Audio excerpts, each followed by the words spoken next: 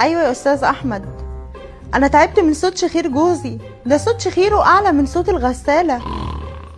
انا كده هطلب الطلاق. يا ماما وانا مش عارفه اذاكر من صوت شخير بابا. والبنت كمان مش عارفة تذاكر من صوت شخير باباها. ارجوك ابعتلي المخدة اللي انت قلتلي عليها. تمام ماشي، في انتظارك، سلام. ماما المخده جت. اخيرا ارتحنا من صوت شخيرك. وتقدر كمان تطلبها من اي مكان في الامارات، زائد ان هي بتساعد الحوامل ان هم يناموا كويس.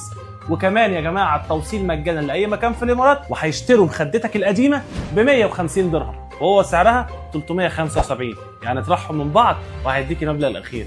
سلام.